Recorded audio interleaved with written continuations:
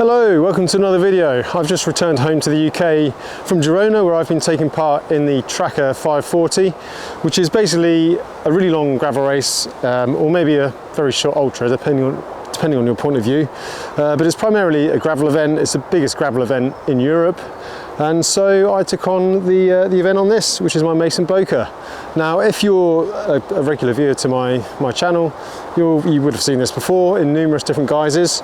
So the main focus I'm going to show you in this video is kind of the little tweaks and changes I made to take on the Traka. So as you probably know by now, the Mason Boker is Mason's alloy gravel bike, did actually tubing, and I'm running the GRX 2x group set on here. Now I like the 2x for events such as this because there's quite a lot of road, quite a lot of flat gravel, but also some pretty big climbs in the foothills of the Pyrenees. So I'm running the 2x chain set, a 46 tooth big chain ring. And I think it's 39 or something in the little chain ring. I don't actually know, to be honest. And then 1134 on the back here. Now I found that just about all right. Some of the steeper climbs are a little bit tough on the smallest gear, but generally it was all okay. I'm also running enduro bearings on this bike, as with pretty much all of my other bikes at the moment. So you can't see them obviously, but in the hubs I've upgraded to the Enduro XD15 bearings. I've got the XD15 bottom bracket on here. That's almost, well, it's over 2 years old now. Running super smooth, no problems, no creaks. So yeah, definitely would recommend those bearings. So yeah, no problems at all, and generally speaking, they seem pretty bomb-proof. Now the bars and stem are from Redshift. I'm running the shock stop stem. Actually found this really valuable on the Traka. There's quite a lot of rough tracks. Most of it is fairly smooth, but some of those long descents in the Pyrenees, just having a little bit of suspension there just took the edge off the hands, so my hands finished really comfortably. There was one really horrendously bumpy track, which really wasn't for gravel bikes. A mountain bike would be much more suited. And again, it was just enough to make it slightly more bearable. And then the kitchen sink bars, I'm a big fan of those. I've got the top grips on there. Again, they give a slight bit of flex and slightly more ergonomic hand position. And then you can see I've got some little Aerobars. Now you would have seen these on many of my bike builds over the years. These are from Data. They're just a little triathlon handlebars. They've got quite small armrests, so they don't take up all of your bars, and they're just enough just to sort of lean over on the front. I don't really like the full aero setup for these things, but this kind of relaxed setup I find is quite a good compromise. Then on the stem I've just got my Wahoo. It's the Rome V2, does the job, no problems. Under the little tri-bars there, you may notice I've got my lights. Now this is from MagicShine. They've supported the trip to Girona, and I'll be doing some reviews on their lights in the coming weeks. But this is a Montier 3500S, which is kind of their gravel light. So the battery pack is in the tail fin frame bag, and quite handily it uses a standard Garmin mount to mount onto the bike. So this isn't actually the original mount for it. It's just a standard Garmin mount that I've fitted upside down, and that allowed me to position the light in a nice position out front to get maximum kind of beam from the light. Now, as I said, I'll do a full review on that at a later date, so I'll go into detail about it. But generally speaking, it was great, and yeah, did the job and allowed me to ride through the night non-stop. Further back on the bike, I'm still on the SR All-Road Core saddle from Ergon. Find it really comfy, no saddle sores during the event, no discomfort, kind of forget it's there, which is for me a sign of a good saddle. Then onto the wheels. These are actually unreleased. They're Hunt Limitless Adventure gravel wheels. They've kind of been hiding in plain sight since the start of the year. I've been running on my bike quite a lot, including the Turkey bikepacking trip. They will be released very soon, so keep an eye out for those. But essentially they're the Limitless gravel rim, but with 28 spoke setup, a little bit more robust, and perfect for this kind of adventure ride, where maybe a little bit more durability is going to be kind of valued over ultimate lightweight. I'm then running these Renner corkscrew hill tyres on there. Now these are semi-slick.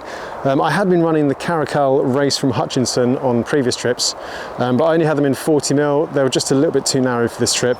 But Renner sent me over these, so I'm trying them out. Again, I'll do a review video on those at a later date. But they work great, no punches, no problems, nice and fast on the road, and enough tread on there for the off-road sections as well. Now on the back here, you can see I've got another MagicShine rear light. This is a CME 300, a bit of a funny sounding name, but it's actually a really decent product. Again, I'll have a review on that at a later date, but the key feature is it's got the two rear LEDs, but also underneath here there's a downlight red LED as well. So actually the back of your bike gets fully lit up, which is useful in two ways. Firstly, when it is dark and you're riding, you can actually see what you're doing when you're trying to get in your bag and sort of see what gear in and things like that.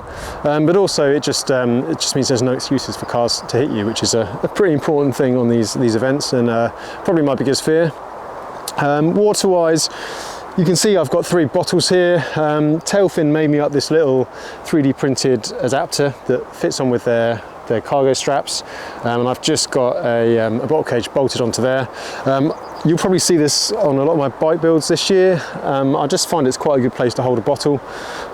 It just about fits between my legs on this one. It works better on a mountain bike when you have a little bit more clearance due to the lower top tube. But for me, it's a better option than the down tube. You can see these 2 bottles here are really dusty. They're hidden in the triangle, but just imagine what the one on down tube would be like after 28 hours non-stop. So having one up here gives you that extra capacity and just keeps it nice and clean.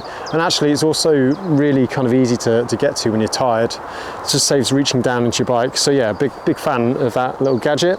As it was a non-stop event, I didn't sleep, I didn't take any sleeping gear, I didn't really see the need for it. So hence traveling really light. Now I tried to keep everything in line, slightly more aero. Makes a little bit of a difference over these kind of events, I feel, especially like the faster gravel ones.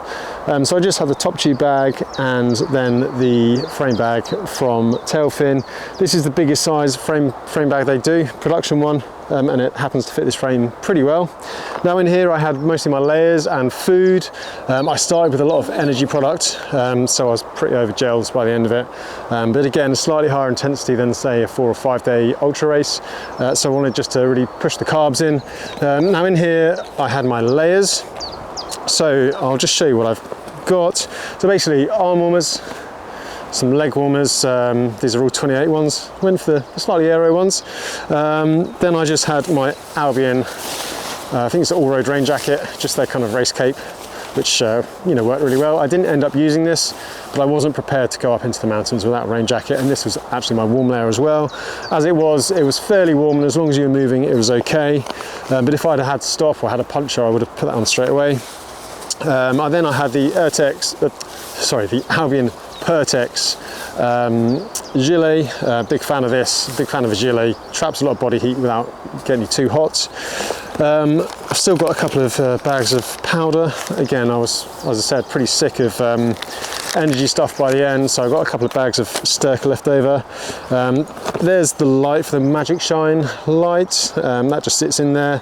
It can be attached directly to the frame, but I just posted it through the cable port at the front of the Tailfin bag, and yeah, that worked really well there. I have some warmer gloves. I'm not a fan of getting cold hands. These are sort of showerproof gloves from Descent 133. I wore them at night just to keep my hands warm. I find that my fingers can get slightly numb if they get really cold. So yeah, just wore those at the earliest opportunity. Bit of Peloton, sunscreen, SPF 30 roll-on. Obviously, just to keep the sun off. So yeah, been using that for a while now, so it's pretty good. I'll put a link up if you want to get hold of some. Then I've got the little Cyclus e-mini pump. This is the first event I've actually used this.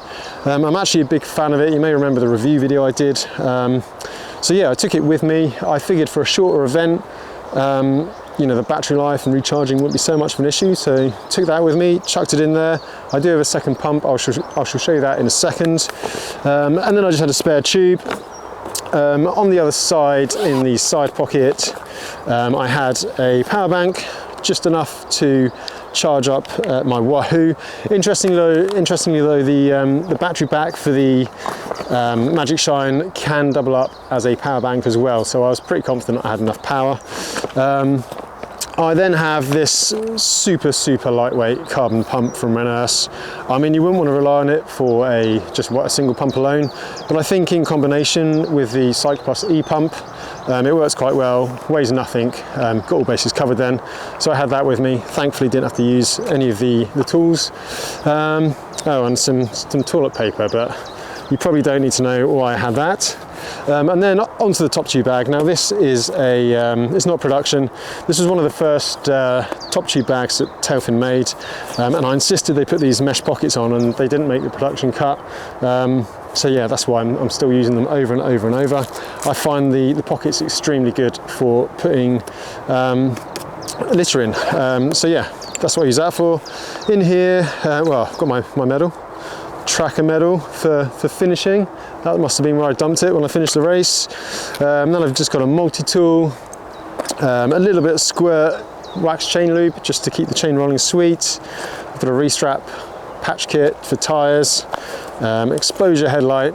I use the helmet light through the night just to give me a little bit more extra light. And then I've got a dyno plug, and the spare dyno plug's in there. So yeah, that is pretty much everything in the top tube bag. So a pretty light setup all in all. It was a great event. The race video's out. I'll do a report as well, so keep an eye out for that. And yeah, thanks for watching. See you again in the next one. I'll put links to all the products and a few discounts and stuff in the description below and in the top corner when they pop up. So yeah, thanks for watching, and see you in the next one.